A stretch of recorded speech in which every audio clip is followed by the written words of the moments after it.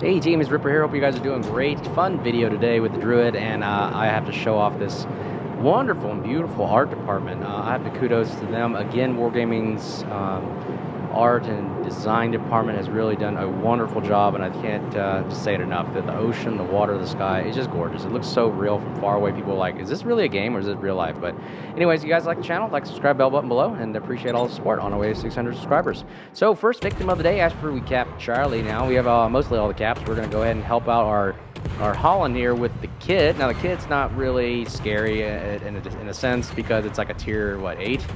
Not the biggest threat in the world. It's got guns, Fletcher kind of style destroyer, but the Druid's going to just mop the floor with it. So I'm not really scared. That's why we're charging right here. One downside I don't like about the Druid is it's only got 3-kilometer hydro. So the reason why I like the Vampire and the Sherman and things like the Z52s because they have those long kilometer hydros, long distance ones where you can spot people in smoke, you can charge a destroyer and have a blast doing it. And you can see right here, we're going to just charge a kid with two forward-facing guns that just eat destroyers alive. We take a torpedo hit, and boom, he goes down. Holland with a nice shot right there. First kill of the day, and we are helping each other cap. What is the first thing I've talked about? Teamwork, teamwork, teamwork, communication.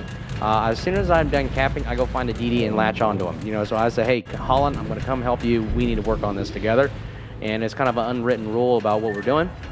And I always like to do that. I really applaud and I want to apply gameplay that supports team gameplay and just supportive, I would say, work or ethic or whatever it is that you want to call it. But I like the fact that destroyers working together, and I'm a DD main. I like that. The Holland also sports one of the best AAs in the game. Unfortunately, it's not as great as it used to be with, you know, Nakamovs and Hakurus and stuff. The Holland, I mean, it's the best DD with the AA you can get in the game, but it'd be mixed opinions on what it can really do. But anyways, I digress. I'm going to stick with the Holland because he has got the best AA. I'm going to stay with him because I have some of the worst AA. So I am not going to be the best platform to suppress enemy air enemy air threats here, but I do my best if I stick around with the Holland while I pack some of the hardest hitting destroyer guns out there on the market. If you don't know what the Druid is, it's a British destroyer for the Research Bureau. It's got only 2 forward-facing guns, no torps. The reason why the guns are so powerful, as you can see right here, they destroy everything. Cruisers, battleships, destroyers, whatever you want to call it, because it's just rapid firing reload, right? Look at that 1.4 second reload with AP hard-hitting shells. And now again, it's AP only, so you can't start fires or have to work on angles here. But it does have the improved pen angles, which means that if a destroyer or cruiser wants to angle, it really doesn't do much for it, and your shells actually get the full pen damage, as you can always see fit right there. So what we're going to do again, we're going to hold Bravo cap. We lost Alpha. Again, they're getting swarmed right now, but holding the middle here gives us our other team, as you can see, all the battleships are at Charlie moving forward down. If we can hold this position, it really gives our team a time to regroup, rethink, and reassess. And I think that's really important. It's not about, like I said, it's not about who caps first. It's about who can hold the caps and who's staying alive at the very end. Again, the cool thing about the Druid is got the heals and the smoke.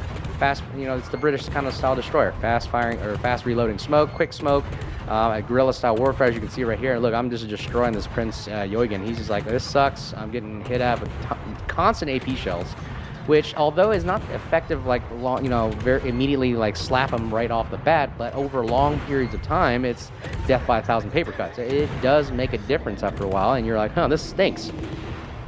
And you look at that, even if I'm taking just little chip damage here and there, it still hurts in the long run because you can't get it back if he doesn't have heals or if it's just constant fire damage or whatever from someone else.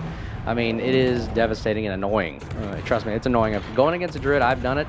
Going against a Druid is very, very annoying if you have a player that knows what they're doing.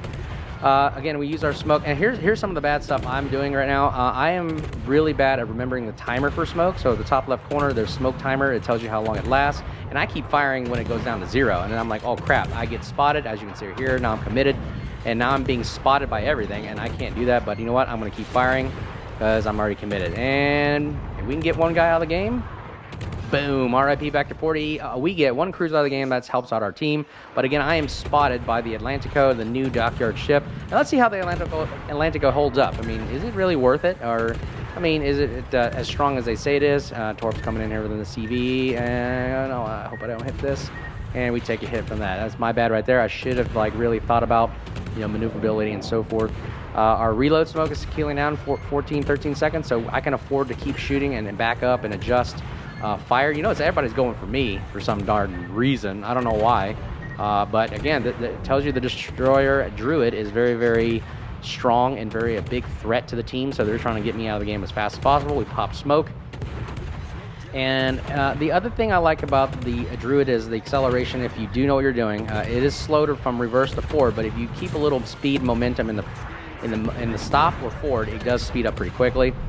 Going from reverse to forward is very long. Don't do that. That's one mistake number one. I lost my gun, so you got to save a damage con to replace your gun, because if you lose one gun, that's 50% down. That's another negative about that. So again, look at the timer top left. I have about 22 seconds left of smoke time. And I got to keep that in mind. Look, it turns red, but when you get sucked in, you're kind of like fangs against the wall here. You get like tunnel vision, you forget what you're doing, and all of a sudden you keep firing while you're not in smoke anymore. That's the downside. That's my fault. But I think we can wither this thing down. The CV's helping us out a lot.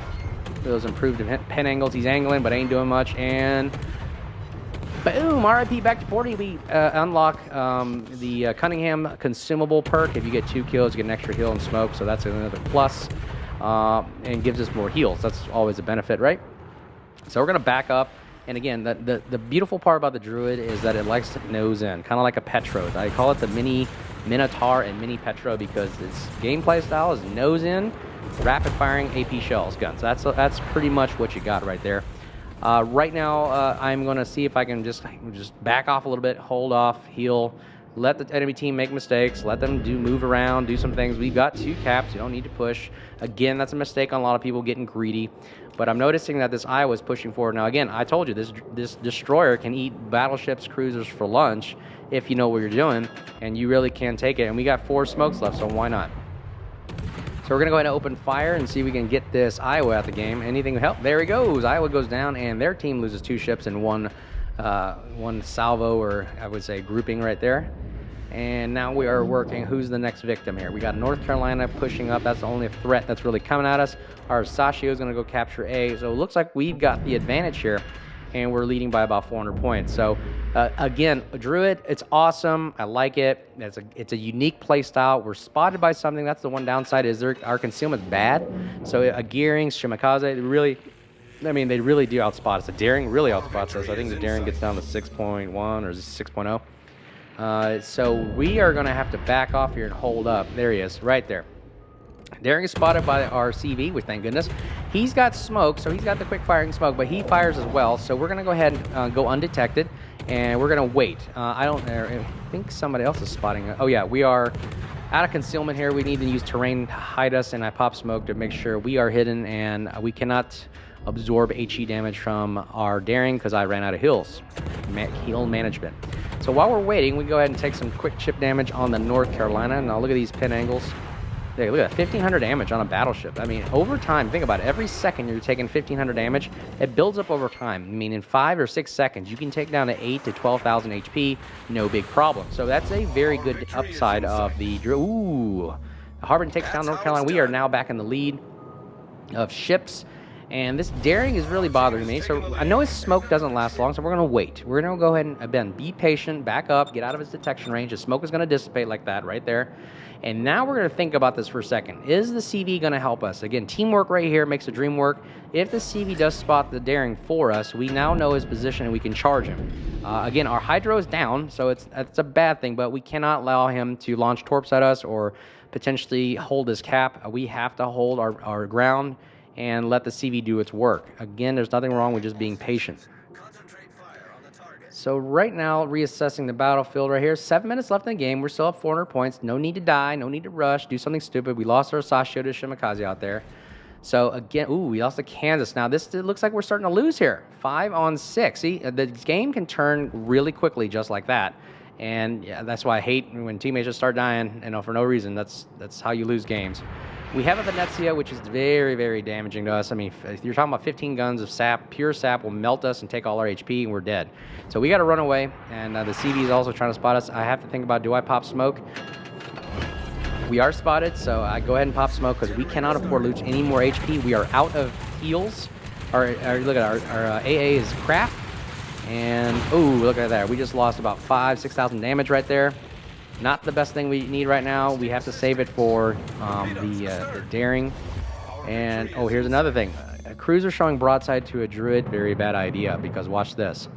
Remember, watch his HP. He just goes down to 23 right there, but watch this. So we can take 2,300, 1,400, 2,400. We can do that every second. From 10,000, that's about 5 seconds worth of damage right there.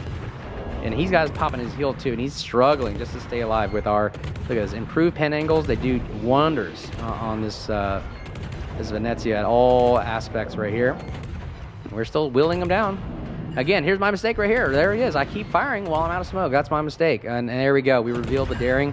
He opens fires. Now watch this though. Ooh, AP 2,300, 1,700. Destroyers do not like Druid AP. It is a kryptonite, and he pops smoke out of fear. We are still spotted by the Venezia or the CV here, so we got to keep firing because we're always spotted. He's going to take free damage from us. We cannot allow him to have free damage. We have to keep putting the pressure on. We'll keep firing in the blind here. I see where his last firing is. I'm just going to keep aiming a random fire. Reload rate is awesome here, and boom! He goes down. RP back 43rd kill of the game. Daring goes down, and we have now got this game neck and neck, 4-on-4.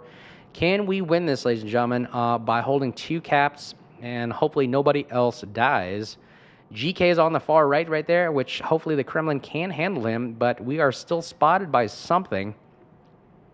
I believe it's the Colbert spotting us with our gun range, and now we go undetected.